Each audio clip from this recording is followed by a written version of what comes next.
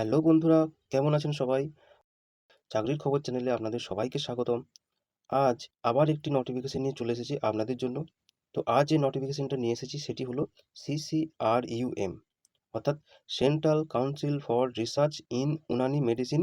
তো এটি কোনো বেসরকারি কোম্পানি নয়, এটি ভারত সরকারের আয়ুষ মন্ত্রকের অধীনস্থ একটি কেন্দ্রীয় সরকারি স্বায়ত্তশাসিত গবেষণা সংস্থা।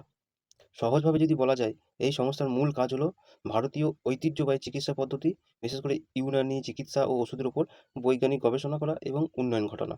এর প্রধান লক্ষ্য এগুলি। এই চাকরির জন্য যাবতীয় তথ্য আমি এই ভিডিওর মাধ্যমে আপনাদেরকে জানাবো, যেমন apply starting date, last date, age, qualification, যাবতীয় সমস্ত তথ্য আমি এই ভিডিওর মাধ্যমে আপনাদেরকে জানাবো। তো ভিডিওটি শেষ পর্যন্ত দেখুন, তাহলে এই নোটিফিকেশনের যাবতীয় তথ্য আপনি বুঝতে পারবেন। ইংরেজি পিডিএফটাকে আমি বাংলায় কনভার্ট করে নিয়েছি, যাতে আমার বোঝাতে সুবিধা হয় এবং আপনাদের দেখে বুঝতে সুবিধা হয়। তো দেখুন, উপরে লেখা আছে সংস্থার নাম central council for research in Unani medicine, Ayush মন্ত্রক, ভারত সরকারের এটি একটি অধীনস্থ সংস্থা। পদের নাম গ্রুপ এ, গ্রুপ বি এবং গ্রুপ সি স্তরে মোট 23টি বিভিন্ন পদে আপনারা আবেদন করতে পারবেন, যেমন research officer, assistant research officer, staff nurse, account officer, research assistant, investigator, stenographer, LDC, staff, car driver, multitasking staff ইত্যাদি পদে আপনারা আবেদন করতে পারবেন। এখানে দেওয়া রয়েছে মোট শূন্যপদ, সর্বমোট শূন্যপদ হচ্ছে 209টি। শিক্ষাগত যোগ্যতা, পদ অনুযায়ী আলাদা সংশ্লিষ্ট বিষয়ে আপনাদের শিক্ষাগত যোগ্যতা প্রয়োজন। MD, MS, PhD, master degree, BSc, যে কোনো শাখায় স্নাতক, দ্বাদশ শ্রেণী, মাধ্যমিক, আইটিআই যদি আপনারা করে থাকেন, আপনাদের যদি এই সমস্ত শিক্ষাগত যোগ্যতা থেকে থাকে, তাহলে আপনারা এই সব পদগুলিতে আবেদন করতে পারবেন। বয়সসীমা, এখানে বয়সসীমা দেওয়া রয়েছে 27, 28, 30, 35 কিংবা 40 বছর পর্যন্ত, অর্থাৎ 27 বছর থেকে আপনার 40 বছর বয়স পর্যন্ত যদি এজ হয়ে থাকে, তাহলে আপনি এই পদের জন্য, এই সমস্ত পদের জন্য আবেদন করতে পারবেন। এবং বয়সের ছাড় হিসাবে এসসি, এসটি, ওবিসিদের বয়সের ছাড় রয়েছে। এসসি এসটিদের জন্য 5 বছরের ছাড়, ওবিসিদের জন্য 3 বছর বয়সের ছাড় এবং পিডব্লিউবিডিদের জন্য 10 থেকে 15 বছর বয়সের ছাড় এখানে রয়েছে। তারপরে আমরা যদি দেখি বেতন, এখানে বেতন সপ্তম পে কমিশন অনুযায়ী পে লেভেল 1 থেকে পে লেভেল 10 পর্যন্ত পদ ভিত্তিক বেতন প্রদান করা হবে।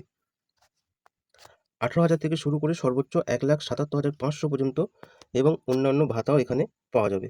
তো স্যালারি এখানে একটা মোটামুটি ভালো স্যালারি আপনারা পেতে পারেন। চাকরির ধরন এখানে দেখুন, নিয়মিত স্থায়ী কেন্দ্রীয় সরকারি চাকরি, 2 বছরের প্রবেশন পিরিয়ড থাকবে। তারপর এটা আপনাদের সরকারি স্থায়ী চাকরি হিসাবে পরিগণিত হবে। চাকরির স্থান হিসাবে এখানে সমগ্র ভারতে আপনারা এই চাকরির পোস্টিং হতে পারে। তো আপনাদের যদি চাকরি হয়, তাহলে আপনাদেরকে সমগ্র ভারতের মধ্যে কাজ করতে হতে পারে। তারপরে আসি আবেদনের শুরুর তারিখ। আবেদনের শুরুর তারিখ 1 জুলাই 2026 10টা থেকে শুরু হবে এবং আবেদনের শেষ তারিখ 31 জুলাই 2026 রাত 11:59 পর্যন্ত। অর্থাৎ 1 জুলাই থেকে আবেদন শুরু হবে, 31 জুলাই পর্যন্ত আপনারা আবেদন করতে পারবেন। এবং আবেদনের যে পদ্ধতি সম্পূর্ণ কিন্তু অনলাইনের মাধ্যমে আপনাদেরকে আবেদন করতে হবে। তারপর চলে আসি আবেদনের ফি। আবেদনের ফিটা একটা ভালো রকম অ্যামাউন্ট বলা যেতে পারে।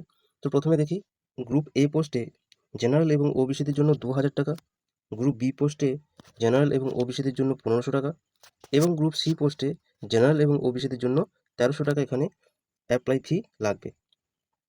তারপর কি বলেছে, সংরক্ষিত শ্রেণী যেমন এসসি, এসটি, পিডব্লিউডি, ইডব্লিউএস, প্রাক্তন সৈনিক এবং মহিলা প্রার্থীদের কোনো পরীক্ষা ফি দিতে হবে না, তবে সবাইকে প্রসেসিং ফি বাবদ 500 টাকা করে কিন্তু এখানে দিতে হবে। তারপর বলেছে নির্বাচন প্রক্রিয়া। গ্রুপ এ পদের জন্য অনলাইন কম্পিউটার ভিত্তিক পরীক্ষা অর্থাৎ সিবিটির মাধ্যমে পরীক্ষা হবে 70 নম্বর এবং ইন্টারভিউ হবে 30 নম্বর। গ্রুপ বি এবং গ্রুপ সি পদের জন্য 100 নম্বরের অনলাইন কম্পিউটার ভিত্তিক পরীক্ষা হবে এবং পদ অনুযায়ী স্কিল টেস্ট, টাইপিং টেস্ট এবং ড্রাইভিং টেস্ট হবে। তারপরে আসি প্রয়োজনীয় নথি। অনলাইন আবেদনের সময় সাম্প্রতিক রঙিন পাসপোর্ট সাইজের ছবি, স্বাক্ষর, শিক্ষাগত যোগ্যতা, সার্টিফিকেট, মার্কশিট। এখানে মেন যে পয়েন্ট সেটি হলো অভিজ্ঞতার প্রয়োজন আছে কিনা। কিছু কিছু ক্ষেত্রে অভিজ্ঞতার প্রয়োজন আছে এবং কিছু কিছু ক্ষেত্রে অভিজ্ঞতার প্রয়োজন নেই। যে সমস্ত পোস্টের জন্য অভিজ্ঞতার প্রয়োজন আছে, সেগুলি হলো রিসার্চ অফিসার, সংশ্লিষ্ট ক্ষেত্রে কাজের অভিজ্ঞতার প্রয়োজন আছে। অ্যাকাউন্ট অফিসার, সেক্ষেত্রেও কাজের এখানে অভিজ্ঞতার প্রয়োজন আছে। Proof reader, compounder, staff car driver ইত্যাদি পদগুলিতে অভিজ্ঞতার প্রয়োজন রয়েছে। আর আর যে সমস্ত পদগুলিতে অভিজ্ঞতার প্রয়োজন নেই, সেগুলি হলো স্টাফ নার্স, ডিপ্লোমা থাকলে ফ্রেশাররা এলিজিবল। তো স্টাফ নার্সের ক্ষেত্রে কী হতে হবে? বিএসসি থাকতে হবে বা ডিপ্লোমা থাকতে হবে।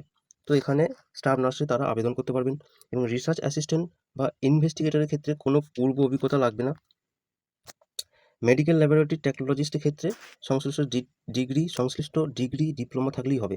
স্টেনোগ্রাফারের ক্ষেত্রে শুধুমাত্র শর্ট হ্যান্ড টাইপিং স্পিড জানা থাকতে হবে, তাহলে আপনারা এই সমস্ত পদের ক্ষেত্রে আবেদন করতে পারবেন।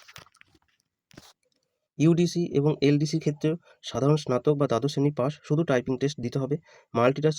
মাল্টিটাস্কিং স্টাফের ক্ষেত্রেও শুধুমাত্র মাধ্যমিক বা আইটিআই পাস হলেই আবেদন করা যাবে।